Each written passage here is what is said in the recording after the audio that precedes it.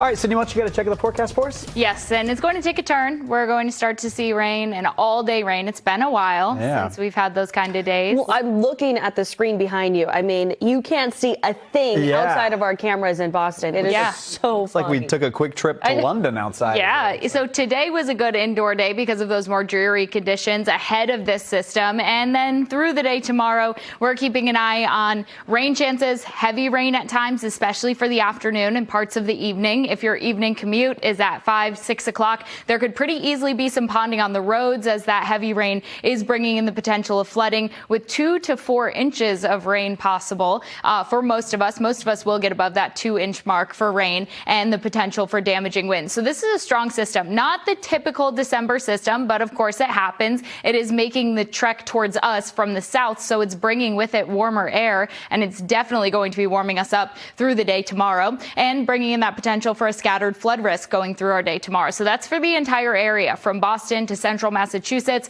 to southern New Hampshire. We all do have that potential to see some scattered areas of high water, especially for around streams and creeks, and those roads could pretty easily see ponding on them, especially for that evening commute. So just some things to look out for. This is a look at what it's going to look like tomorrow around 5 o'clock. We're likely 5 o'clock in the morning. We're all going to be getting in on that rain, seeing some orange, some yellow colors on the radar. And then as we progress through the day, now we're at 10 o'clock, starting to get in on those red colors and orange colors for parts of southern New England. That's just showing some heavier rain is going to be heading our way for parts of the afternoon, and then possibly a break or two. But in comes the next round with more red colors, more orange colors. So the heaviest coming overhead by the time we go into the evening, 7 o'clock to 10 o'clock. So throughout the day, you can expect rain, but it likely is going to get progressively heavier until we get around 9, 10 o'clock. And then that's eventually going to be pushing out. So when all is said and done, many of us 3 to 4 inches of rain possible, where you see this orange color, this yellow color for parts of southern New Hampshire, 2 to 3 inches of rain. Also the South Shore and the Cape getting in on around 2 to 3 inches of rain. So of course we need the rain. It's been very dry, but these grounds being so dry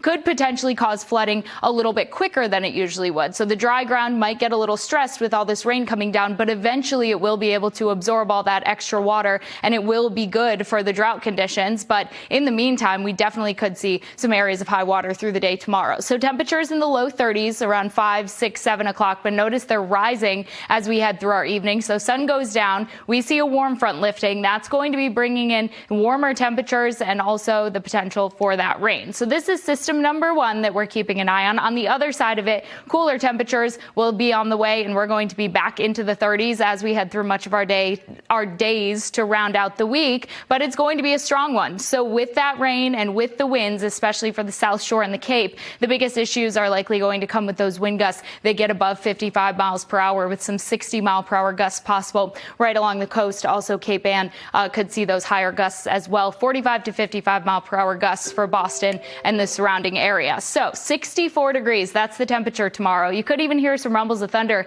as this system comes overhead, but then temperatures falling by Friday back to the middle 30s, a little bit of a temperature roller coaster there. Then the weekend, we are seeing sunshine to start the weekend, and then those rain chances increase for the start of next week.